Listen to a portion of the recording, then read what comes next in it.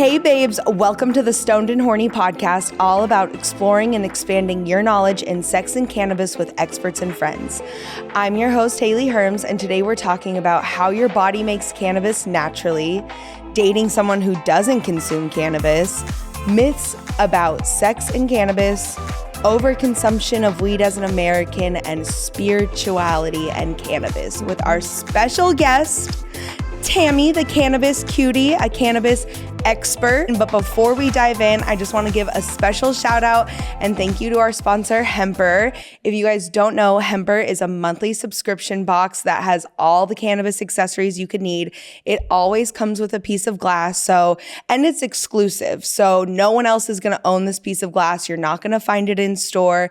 And it also comes with like one hitters, lighters, pouches for your cannabis, all sorts of really cool things. Today we have like a regular Hemper box, and then I have the money box for you. Ooh. So this one's like really cute, really fun. And then I personally just I love, my favorite box that I've got so far is either the pina colada, and it literally looks like you're drinking a little pina colada when you smoke it. And then I also like this little shroom bong thing. Yeah. It's so cute. Yeah. So if you are a hardcore stoner or smoker, or you just enjoy having exclusive glass and need accessories, especially if you live in middle America, right? Mm-hmm. Make sure you check out Hemper Co. And they made this possible today. So I'm so excited to be here with Tammy. So we have a list of topics here, but they all kind of flow in naturally, one right into the other. Is there one that you want to specifically start with first, or? Let's start with how your body makes weed, because that's such a foundational conversation when it comes to cannabis. I had no idea. No idea. And I was literally after we had a little talk, just kind of verify what our topics were going to be. After we talked, I called my best friend and I was like, did you know your body produces cannabis naturally? And she's like, oh yeah. What? And and I was like, girl, no one told me. No one brought me in the loop. So tell me all the tea, because I want to know. That's incredible. Yeah. So have you ever heard of a runner's high? So funny you say that, because yesterday my other best friend just told me that. He's like, I have a runner's high. And I was like, oh my God, because I used to run all the time. Yeah. I think I know exactly what you're talking about.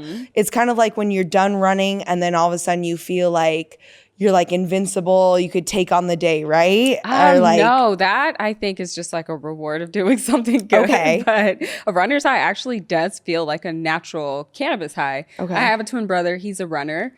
And he runs, he ran in college, so he would run 20 miles at a time, and he would get that effect of the runner's high. And he was so anti-drugs. That's so crazy. But the runner's high, we were always told that it's caused by endorphins. Your brain is just dumping endorphins and you feel good. And that's what a runner's high is. But endorphins are a really pretty big molecule, and it's not going to pass that blood-brain barrier. So what actually is happening is your body is dumping this thing called anandamide, and also known as the bliss molecule. And the shape of anandamide is very similar to the shape of THC. So that's why it feels like a high. And then just to talk about this system in your body that's making weed, it's known as the endocannabinoid system. Yes. Or ECS for short. So the ECS is basically a system of neurotransmitters, and its whole purpose is to keep the body in balance. Okay. So it's going to say, something over here needs to be fixed, something over here, we need to do this, we need to do that. And it needs cannabinoids in order to do this. So our body is going to make some, and then nature is also going to supplement us with cannabinoids, because there are moments where we're deficient. When we're stressed, when we're sick, our body doesn't produce the cannabinoids necessary. Wow. But the whole point of dumping this anandamide is to kind of keep your body in balance, because you just did a really extraneous exercise. So you get these natural cannabinoids. I can't say it. You guys know what I'm trying to say. Yes. But so when you get those in your system, but then you're talking about also when you don't have them, when you're sick or you're stressed out, does it help to smoke weed to get those in your system? Yeah. Our body needs vitamins and minerals. And if we're deficient, we go get it in nature. And that's the same thing with the endocannabinoid system. So Ideally, we would want a strong ECS that we don't need to supplement with anything, but all the, the poor diets and all the crap they put in our foods and our drinking water is not even healthy. Our breathing, the air that we breathe is not even healthy. So these systems are definitely under a bit of stress. So cannabis is a great way to supplement. And then just some people don't have good functioning endocannabinoid systems in general, and they might be very ECS deficient and have all kind of health issues because of it, which is why cannabis helps all these diseases that we can't figure out, like fibromyalgia and cramps and stress and anxiety. So many things. That makes so much sense. Yeah. So we have these receptors that are basically locks. And these locks, the only key that will fit in them are cannabinoids, whether it's your bodies or the plants. And once those key go into the lock, then, it's able to kind of give you that relief that you need. That I'm like shocked, but not shocked because it does make sense. Yes. So is there any way besides running that like produces these cannabinoids? Yeah. Say it one more time for me. Cannabinoid. Yes. I said that right? Cannabinoids is another way to say Cannabinoid. it. Yeah, it's all still new. Cannabinoid or cannabinoid. Okay. Yeah. I'll let you say it. But so is there anything but like besides running that like produces cannabinoids? Yeah. Yes. Your breast milk has naturally occurring cannabinoids in it. That I have heard. Yes. Okay. And like could you like essentially like test positive for like No, not the ones that your breast milk is producing. We only do drug testing for THC metabolites. That's the only cannabinoid out of hundreds that we're testing for. Got it. So the ones that are natural occurring in cannabinoids, they're trace amounts. They're relatively unknown to the public. And your baby or you're not going to test positive for that. Okay. But they're so necessary because it's what helps the baby suckle so that it can latch onto breast or a bottle and so that baby can eat. It is quite literally necessary for survival. Wow. Yeah. Oh my God. Yeah. That's just like kind of like mind blowing. And like, how did you, is this like knowledge you just picked up or did you study this or like? Yeah. So for a long time, over a decade, I was using cannabis and just telling people like nonstop, this is how it helps you. I had no proof, no science. I decided after grad school, I was going to, really go into the cannabis industry and going to conferences and hearing scientists speak. That's when it was like, I knew it, but I didn't know this is crazy. You're like, I wasn't getting high for no reason. Oh my God. And then we talked a little bit before and we were talking about how I think that also kind of plays a part in spirituality and just mindful consumption in general. Yeah. And so I'd love for you to like kind of dip into that of like how you got the two fused together, how you like, a few questions, how you do mindful consumption and just how did you realize Americans were overdoing it? So like kind of just like, you just go girl. Oh man, Americans, we kind of overdo a lot. We overconsume alcohol, sugar, unhealthy foods, people, relationships, TV, social media. Like that's our culture. We overconsume, right?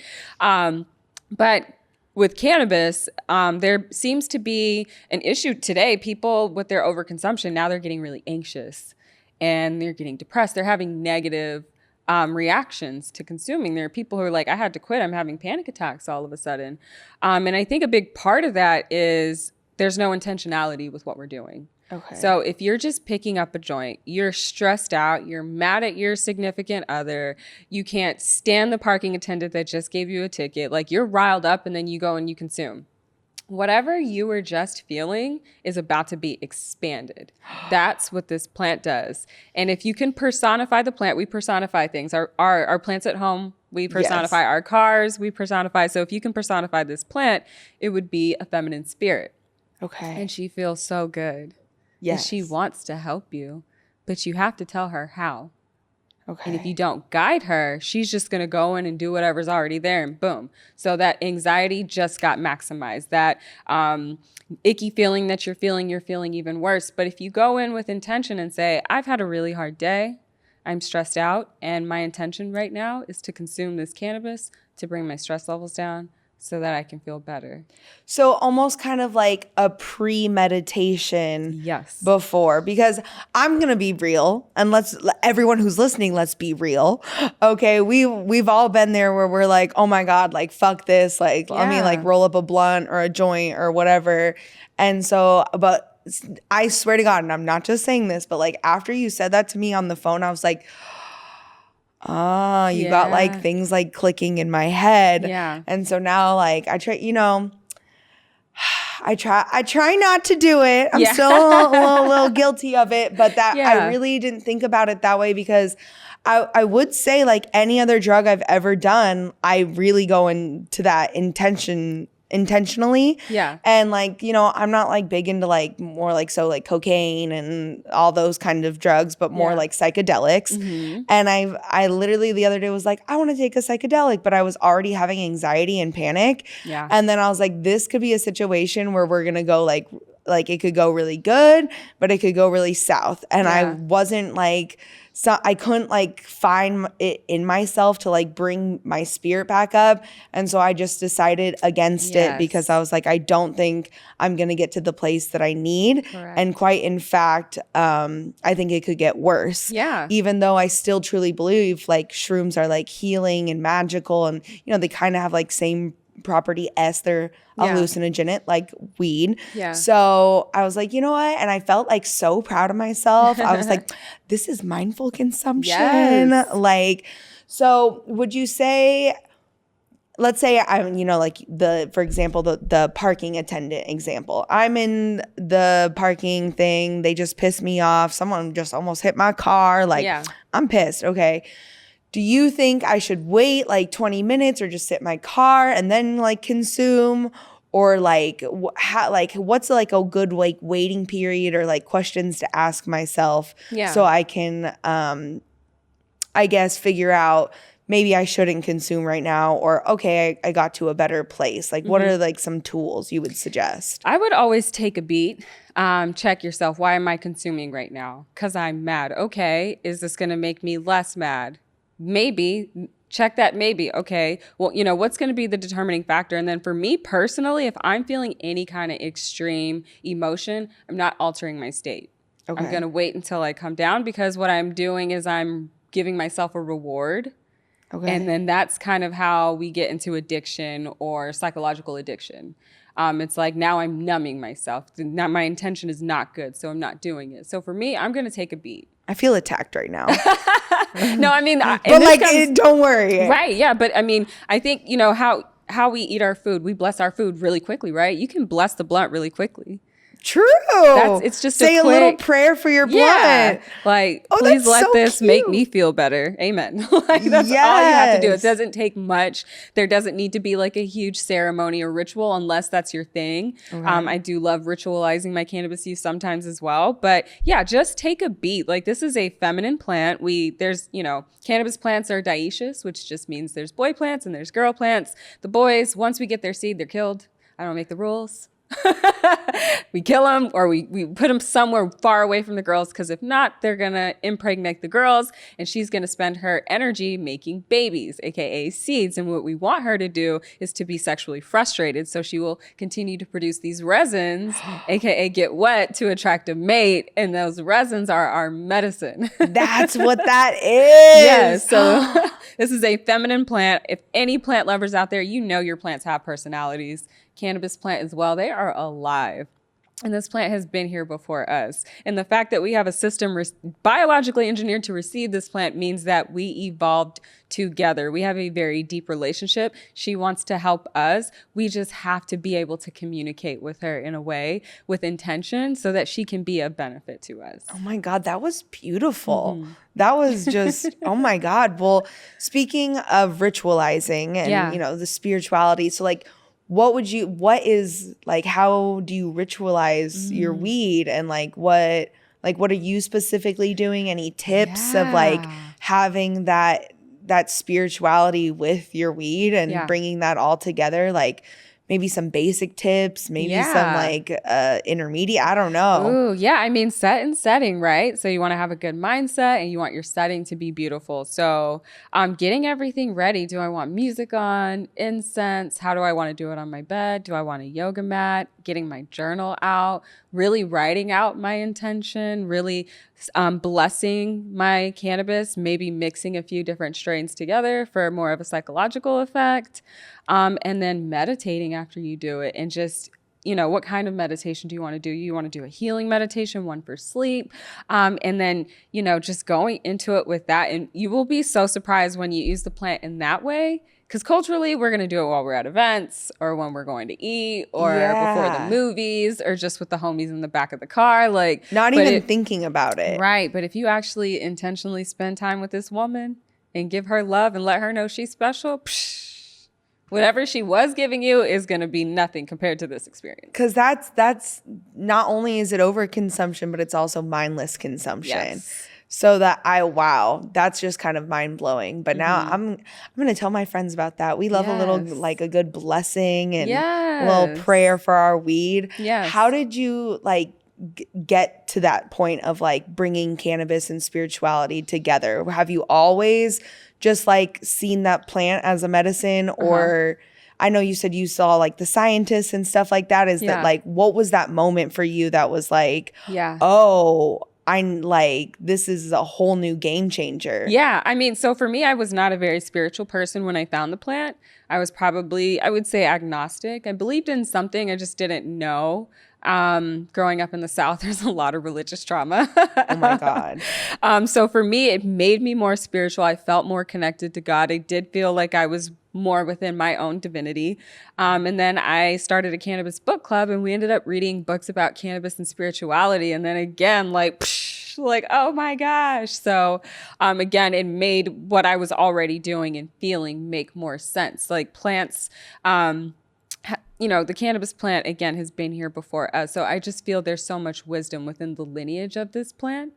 So of course it's spiritual. Of course it's, been here longer than us. It's going to outlive us. And look at all the chaos that's happened with us trying to get rid of it. Yeah. One, we're not winning. She's always going to come out on top. And, Jesus even put it in his anointing oil. Like there's evidence to that. So there's so much spirituality already connected into it. So I don't find it a coincidence that it brought me to spirituality and has constantly expanded my spirituality. But then the authors who have studied this for decades, reading their works on it, has been kind of the catalyst for me really going into that direction. Is there a couple books you recommend? Yes, there is Cannabis as a Spiritual Practice, Cannabis and Spirituality.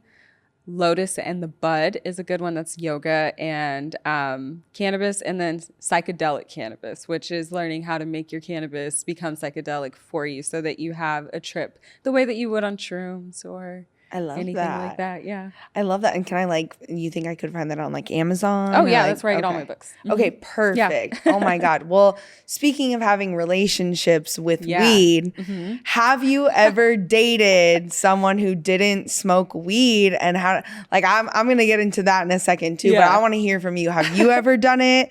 Because this is like, I mean, there's one thing you smoke weed, but you have a whole myself, we have careers in cannabis. And so it's not something that's like, oh, my boyfriend doesn't like that I do it, so like I'm going to take a tolerance break, or I'm not going to smoke around him. Because to me in my head, like, if this is truly your medicine, like I wouldn't go up to a bipolar person and be like, I don't like that you take bipolar medication. Stop. Right. Like, you know what I mean? I wouldn't. And to me, especially since it covers so many things, anxiety, depression, and cramps, and it helps me focus on my work. Yes. And like the other day I didn't have any weed and my best friend was over and I was working and I was like running around the head with a chicken with my head cut off. And she was like, what's happening? I was like, this is what happens when I don't have my weed. Like I intentionally every day was I'm like, okay, this is going to help me with my work. This is going to focus me. Yeah. I guess I'm almost like ritualizing. You are. That, and I don't even realize it, but I'm very intentional like when I work and smoke weed. But so anyways, back to the question at hand. Has that happened to you and how did you deal with it? Are y'all still together? Okay, so give us the tea, girl. My toxic trait is dating people who don't smoke weed. No! That is 100% my toxic trait. I don't know why. It just is. And I don't ever do anything to try to convert them. But I will say whenever we break up, they always start smoking weed. Yeah. And I'm like, look at you trying to channel my energy. Like, bring me back in. Oh my God. So yeah, it's something that I've always dealt with. Typically it's not an issue. They're pretty open-minded to it. And then when I'm with them, I'm kind of mindful about my consumption. In what like way? Gosh, I mean, if they're not over there hanging out and I'm just like watching a movie by myself, I'm going to be smoking. But that's because I'm, want to enjoy it on a certain level. But there's nothing like being around somebody who does not consume and you're high. It's just kind of like there can be like a little to the energy. Yes. So, and then they're also very respectful if they drink. They're not drinking in front of me because sober and drunk. Oh, you're sober? Yeah, I'm Cali sober. So if it comes from the earth, I'm all in. Okay. Yeah, but I'm good on like the liquor. And if you don't mind me asking, like, did you have like a problem with it or just like? Gosh, no. I think during the pandemic, I subscribed to like a wine box service. And then it was just like, what am I doing? Like, I don't feel good. This isn't fun. Drinking by myself is not fun. Yeah. And then so during the pandemic, I just wasn't drinking. And then when I came out of it, I was like, I don't want to drink again. And then every time that I tried, it was like college all over again. Like that, first sip and now I'm hungover and I don't feel good and I have a headache and I'm going to sleep. So I just don't think I react well to it. And then unfortunately, alcoholism is in my DNA. So I don't even want to play that game. Same. Mm-hmm. It's my father's an alcoholic and, I have a lot of people, especially growing up in like is it like the Midwest or whatever? Wisconsin, Indiana, Michigan. Everyone out there, you're just drinking to drinking for fun, drinking. Yeah, you're bored, you're drinking. Yeah. And I never really got the appeal. And like, it's funny, I was on a date the other day and me and the guy were like playing this little card game and it was like, what are like 3 deal breakers? Yeah. And we were being like really thoughtful and thinking about it. And I realized, I was like, I just can't date someone that excessively drinks. Like, it's just, I've had so many, like my father relationship, I've had friendships, like hardcore, like thought we were gonna be friends forever friendships end over it. And like, but I have never had a friendship end because there was weed involved. Ever. But I have dated guys where like girls never a problem, but guys, where they kind of like here and there. Like one guy, for example, we were talking about traveling and something that I have to be mindful is like, this is my medicine. Yeah. I frequent anxiety and depression and especially like panic attacks and this and that. Yeah. And so I like to at least be able to hit a vape if I need to. Exactly. And so when we were talking about traveling, I was telling him, I'm like, well, I would first like, especially because I haven't traveled like across the world. And I was like, I would like to travel to places that are like weed friendly or at least like, I'm just going to say it, but like where I could like sneak in weed and it won't like be an issue. Be too big of an issue. Exactly. So, and he was like, why? And I was like, because like, this is like my medicine. Like, I don't want to travel across the world and not have a medicine available to me for my first time. Yeah. But like maybe after a few times getting used to it, seeing how it goes, it's not new to me. I don't have that anxiety and stuff. Like maybe I could do it. Like it's not saying I can never go to those places, but it was like, he was like, oh, that. And I could like feel the shame, obviously like not dating that guy anymore. Yeah. But I could feel the shame and it was like, that's kind of icky. And so that wasn't like cool. Or I dated a guy and I just like smoke more than him. Mm-hmm. And I could feel he kind of felt like almost emasculated from that. And that's none of your business. Exactly. And like, we'd like be like smoking maybe like a fat joint and like, let me put it this way. I'm spoiled. Like my best friend, shout out Jenny. She flies high.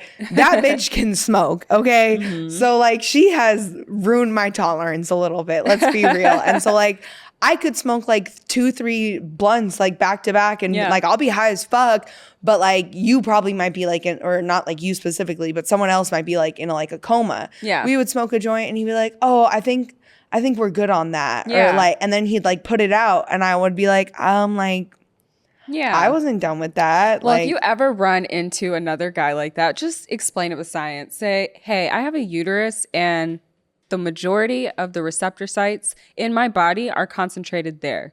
So technically, I probably just need more weed for relief. yeah. What do you say? Like, what would you say to someone who's like, oh, it's like you're addicted? Like, because I never dated someone who was like that, but I did have one friend who was like, you're addicted. You can't go anywhere without like getting high. And like in reality, like I could, and we weren't around each other all the time. It was just like, I don't know, like I wake up, smoke a little something, midday, smoke a little something, go to bed, smoke a little something. And to me, I didn't think that was like addiction. I think people who don't consume cannabis see cannabis and alcohol as like the same thing. They're both really bad intoxicants that are harmful for your body.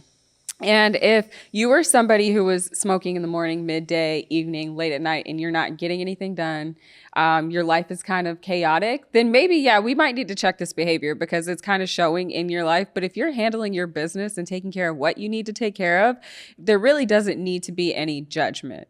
And again, like it's your medicine. Yeah. So if I'm using this to benefit me and it is benefiting me and the side effects are benign, then what's the issue? And if like I go get on pharmaceuticals, those side effects are not benign.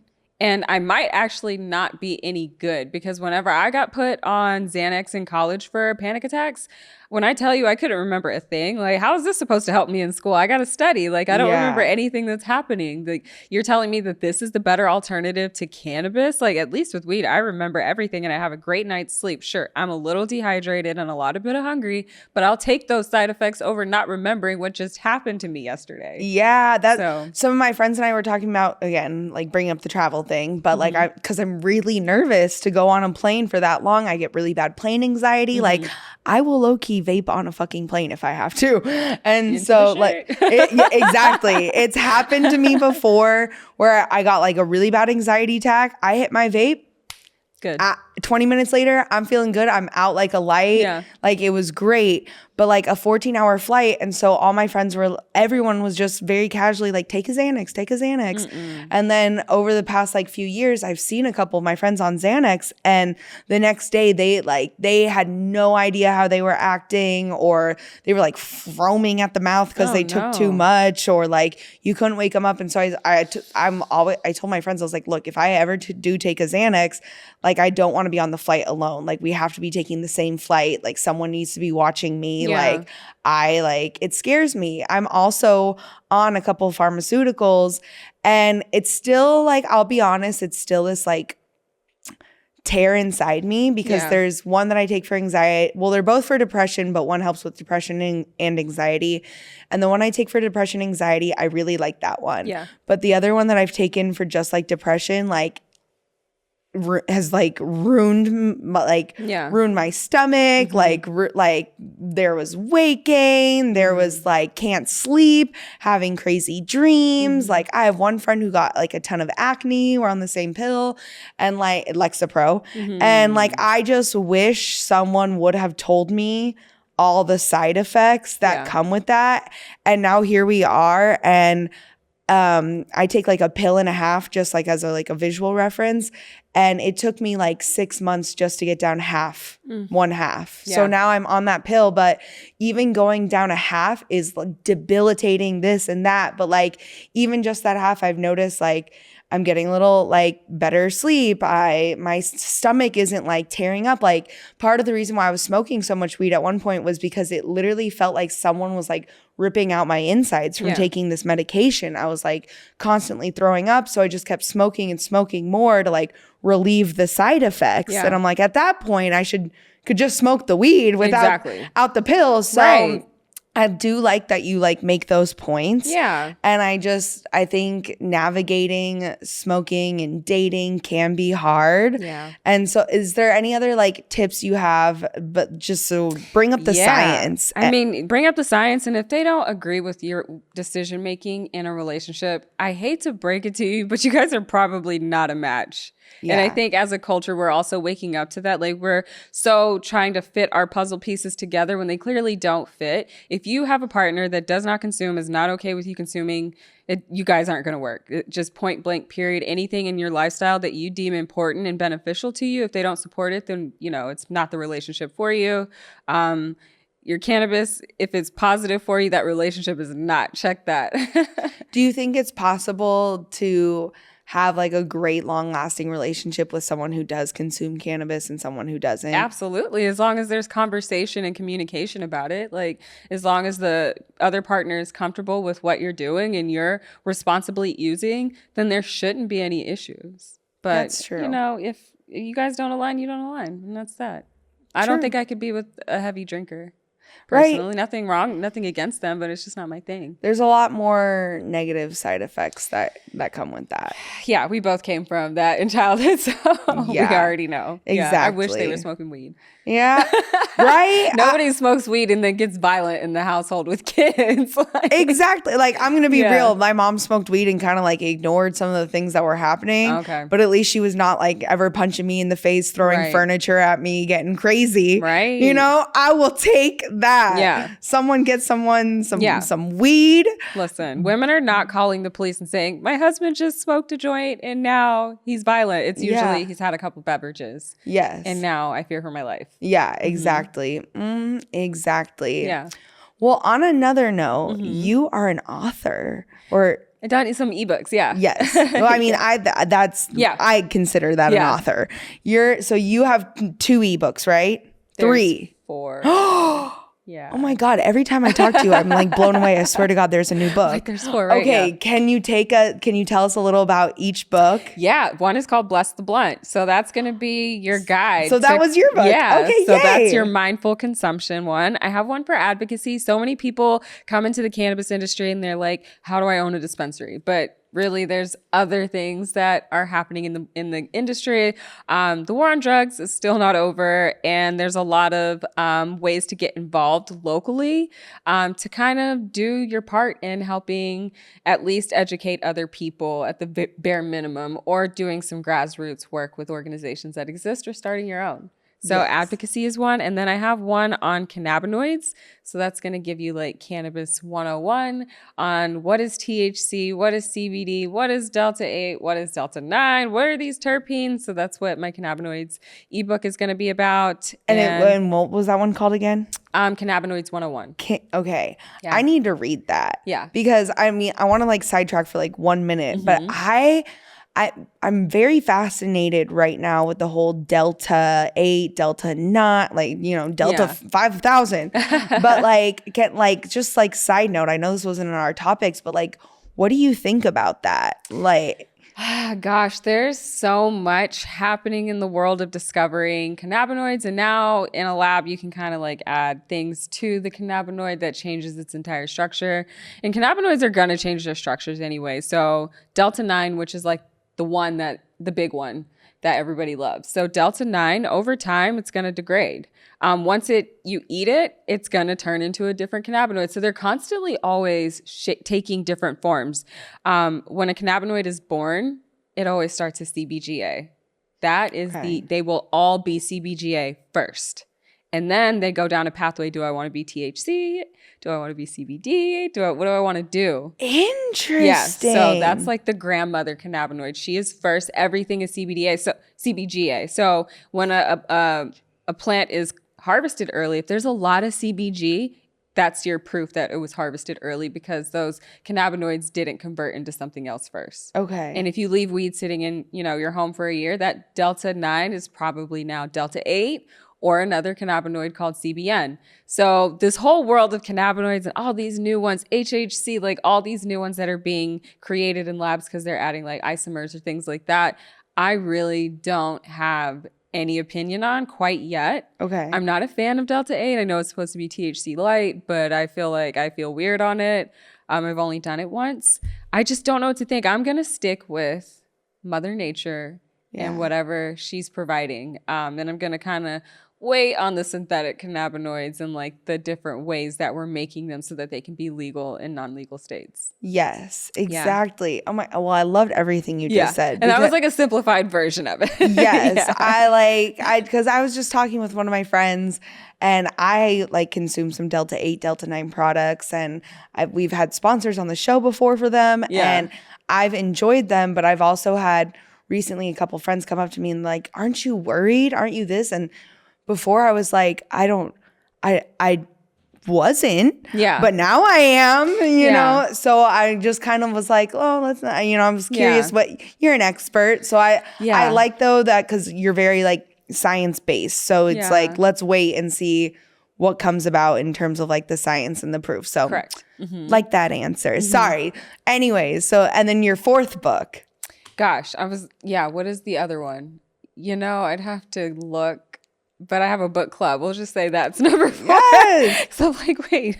Where can people find your book club? How can they join? It's virtual, right? Yeah, virtual. We meet every Wednesday on Zoom. Nobody needs to read the book except me. We're going to talk about like 50 pages and sesh together. Okay. It's cool if you read, but either way, you'll be able to engage in conversation. But that's at my website, thecannabiscutie.com, under the tab Learn. That's where the ebooks are. And then the Higher Learning Book Club is what it's called. Cute.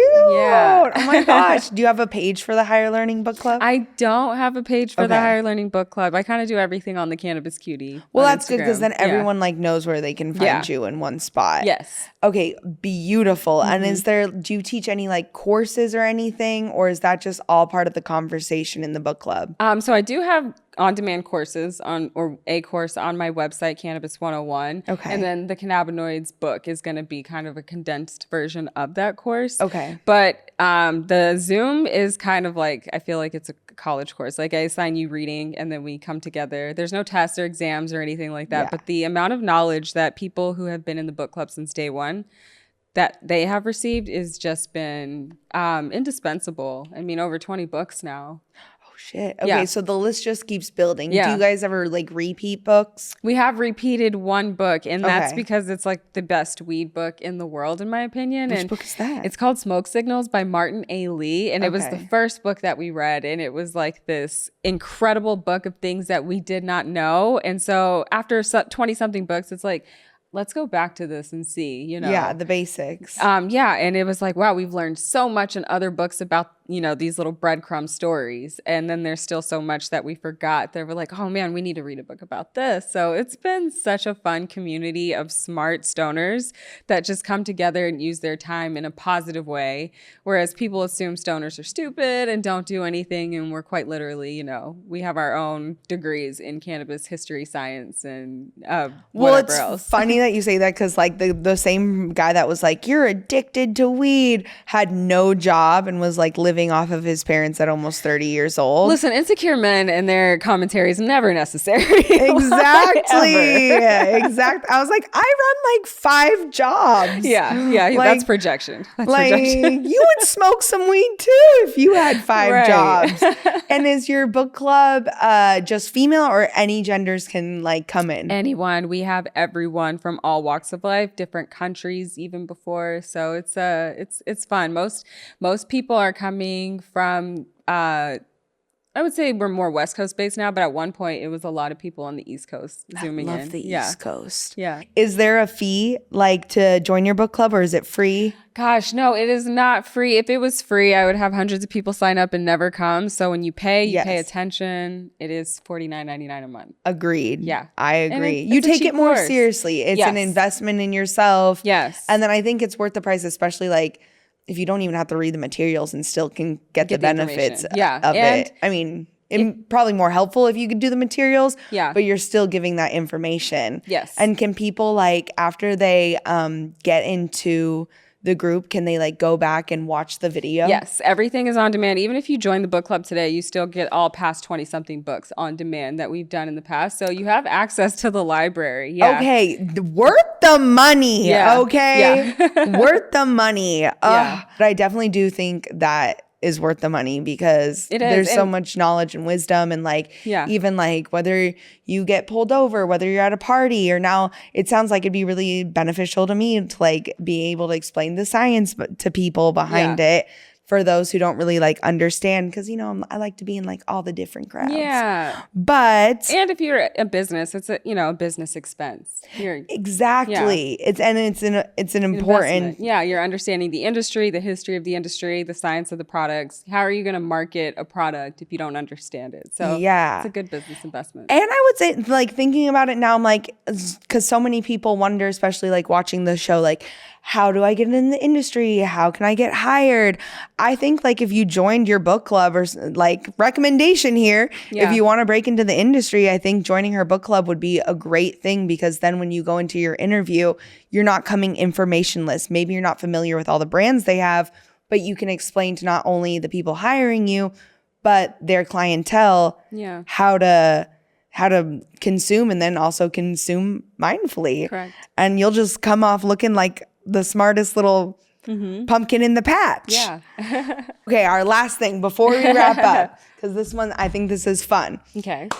Kind of like a lightning round. Can you tell us some, because we also, you know, I know we talked about weed a lot today. Yeah. But can you tell us about some myths of sex and cannabis? Because we were on the phone and I know you had some good ones. Yeah. So before we go, let's get into the spiciest things, some myths about sex and cannabis. Okay. So yeah, some people, there was a meme that went around. I think it was during the pandemic. Okay. Or somewhere around there.